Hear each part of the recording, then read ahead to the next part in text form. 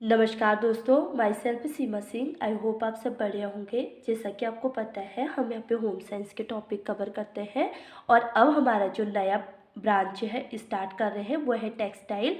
और टेक्सटाइल में हम टेक्सटाइल को पढ़ने से पहले टेक्सटाइल से संबंधित कुछ टर्मिनोलॉजी या शब्दावलियों को देख रहे हैं। इससे पहले वाली वीडियोज़ में हम काफ़ी टर्मिनोलॉजी देख चुके हैं, जैसे ports, ginning, blending, carding, combing, shrinking, finishing. ये सारी चीज़ें हम देख चुके हैं और आज हम कुछ और टर्मिनोलॉजीज़ को देखेंगे जो हमारी रह चुकी थी। तो अगर आपको मेरी वीडियो पसंद आ रही है तो प्लीज़ लाइक, शेयर, कमेंट और सब्सक्राइब करना ना भूलिएगा। कुछ और टर्मिनोलॉजी जो हमारी रह गई थी उसमें है रेजिलियंसी। रेजिलियंसी का मतलब क्या होता है? प्रतिस्कंदा, स्कंदता। ठीक है, इसका मतलब क्या होता है? जो रेसे है, रेसों की मूल रूप वापस ग्रहण करने की क्षमता। जैसे टर्मिनोलॉजी में इसमें आपको कुछ चीज़ें समझ नहीं आ रही होंगी कि ऐसा हम क्यों पढ़े, इसका मतलब क्या है, ये हमको क्यों जानना है। तो अभी आपको ऐसा कुछ नहीं करना है। आपको जो जो मैं शब्द लिखा रही हूँ उसकी मीनिंग जो बता रही हूँ आपको इतना ही याद करना है। अगर याद कर लेते हैं तो आप आधी टेक्सटाइल तो समझ चुके हैं। ठीक है, दूसरा वर्ड है हमारा स्क्वेयरिंग। स्क्वेयरिंग का मतलब क्या होता है? सफाई करना। जो हमारा कपड़ा है, ऊन है, ऊनी रेशों की जब हम सफाई करेंगे उसको हम क्या बोलेंगे? स्क्वेयरिंग बोलेंगे। कि सफाई करना। मैं इंग्लिश में इसलिए लिख रही हूँ क्योंकि जो क्वेश्चन आते हैं उसमें स्क्वेयरिंग को हिंदी में सफाई करना नहीं लिखा होगा। ये भी लिख के आ सकता है, जैसे इंग्लिश को ही हिंदी में हम लिख देंगे कि स्क्वेयरिंग क्या होता है। ठीक है, ऐसा भी आ सकता है कि स्क्वेयरिंग क्या हो सकता है हिंदी में, और ये भी आ सकता है कि सफाई करना क्या होता है। तो हमें दोनों वर्ड को जानना ज़रूरी है, हिंदी और इंग्लिश। अगर हम ये वर्ड्स को जानने के लिए इंग्लिश का उपयोग करें तो वो ज़्यादा सही रहेगा, क्योंकि हिंदी में शब्द बदल जाते हैं और इंग्लिश में कोई शब्द नहीं बदलते हैं। अगर स्क्वेयरिंग है तो स्क्वेयरिंग ही रहेगा। हिंदी में हम इसको दो तरह से लिख सकते हैं, एक तो सफाई करना लिख सकते हैं और एक स्क्वेयरिंग लिख सकते हैं। जैसे रेजिलियंसी है, इसको हम इंग्लिश में रेजिलियंसी लिखेंगे, लेकिन हिंदी में इसका नाम क्या हो गया? प्रतिस्कंदता। और इसको हम रेजिलियंसी को हम हिंदी में भी लिख सकते हैं रेजिलियंसी। ठीक है, इसीलिए हिंदी इंग्लिश दोनों जानना इसके लिए ज़रूरी है। तो जब हम ऊनी रेशों की सफाई करेंगे तो उस प्रक्रिया को, उस प्रोसेस को क्या बोला जाएगा? स्क्वेयरिंग बोला जाएगा। ठीक है, और अगला वर्ड है drawing. Drawing out. Drawing out का क्या मतलब होता है? खींचकर निकालना। जो धागे होगा, धागे को महीन और बारीक करने के लिए खींचकर निकालना। ठीक है, इसका सिंपल सा मतलब है, ड्रेविंग आउट का मतलब क्या है? धागे को अगर जब हम खींच कर निकाल रहे हैं तो उसको हम ड्रेविंग आउट बोल देंगे। ठीक, अगला वर्ड है नमदा। नमदा की स्पेलिंग में क्या, इंग्लिश में क्या बोलेंगे इसको हम? फेल्टिंग। फेल्टिंग। ठीक है, नमदा। नमदा क्या होता है? जब हम नमी के द्वारा, मॉइस्चर के द्वारा, हीट के द्वारा और प्रेशर के द्वारा क्या करेंगे? जो ऊनी रेशे हैं, ऊनी रेशों को आपस में मिलाकर कपड़ा बनाएंगे।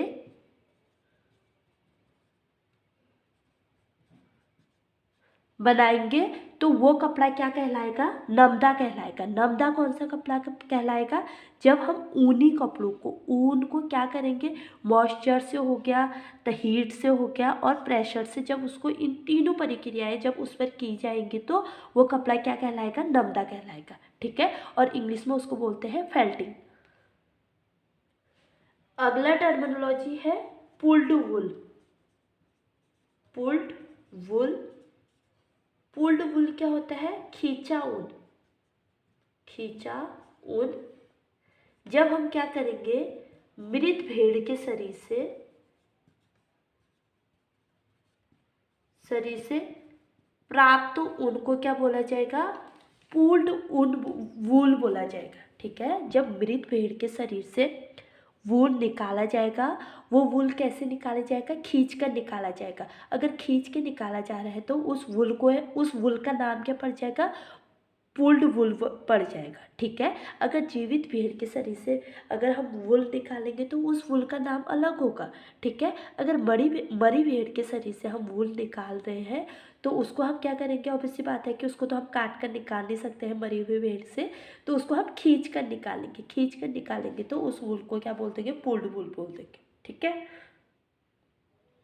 आगे हम कुछ और टर्मिनोलॉजीज देखेंगे। अगला शब्दावली क्या है, सेरीकल्चर। सेरीकल्चर क्या होता है, कीड़ों को पालना। कीड़ों को पालना क्या कहलाता है, सेरीकल्चर कहलाता है। और सेरीकल्चर क्या है, रेशम के कीड़ों को जब हम पालेंगे, ठीक है, रेशम के उत्पादन के लिए जब रेशम के कीड़ों को पाला जाता है तो उसको क्या बोला जाता है, सेरीकल्चर बोला जाता है। ठीक है, अगला वर्ड क्या है, रीलिंग। रीलिंग का मतलब क्या होता है, समेटना। ठीक है, टेक्सटाइल टर्मिनोलॉजी में रीलिंग का मतलब होता है समेटना। और जब हम क्या करेंगे, रेशमी रेशों को बॉबिन पर लपेटना। बॉबिन क्या होता है, जो मशीन में लगाए जाते हैं। ठीक है, बॉबिन क्या होते हैं, जो मशीन में लगाए जाते हैं। और जब रेशमी रेशों को हम उस बॉबिन पर लपेटेंगे तो वो प्रोसेस क्या कहलाएगा, रिपीलिंग कहलाएगा। ठीक, सॉरी, रीलिंग कहलाएगा, जिसको हम समेटना बोलते हैं। अगली टर्मिनोलॉजी है डिगमिंग। डिगमिंग क्या होता है, ये भी देखेंगे हम। डिगमिंग का मतलब होता है गोंद को हटाना। और डिगमिंग किस में किया जाता है, रेशमी रेशों से जब हम गोंद को हटाते हैं। हमें पता है कि जो आगे हम पढ़ेंगे, जब हम रेशम वाला चैप्टर पढ़ेंगे, सिल्क पढ़ेंगे, उसमें हम देखेंगे कि जो रेशम के रेशे होते हैं उसमें गोंद होता है।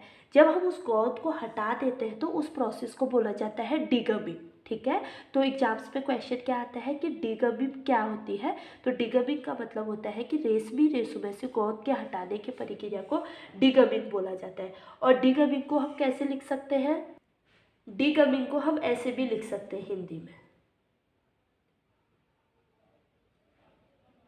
डिगमिंग को ऐसे भी लिखा जा सकता है और गोंद हटाना भी लिखा जा सकता है। हिंदी में कुछ भी आ सकता है कि डिगमिंग गोंद हटाना आ सकता है या फिर डिगमिंग लिख के आ सकता है। ठीक है, तो हमको इंग्लिश जानेंगे तो ज़्यादा सही रहेगा। तो आज हमने कुछ और टर्मिनोलॉजीज़ देखी। तो अगर आपको मेरी वीडियो पसंद आए तो प्लीज़ लाइक, शेयर, कमेंट और सब्सक्राइब करना ना भूलें। कुछ और टर्मिनोलॉजीज़ और हैं जिनको हम आगे आने वाली वीडियोस में देखेंगे। ठीक है, और अगर आपको मेरी वीडियो पसंद आ रही है तो प्लीज़ लाइक, शेयर, कमेंट और सब्सक्राइब करना ना भूलें। मिलते हैं अपने अगले वीडियो में, तब तक के लिए बाय।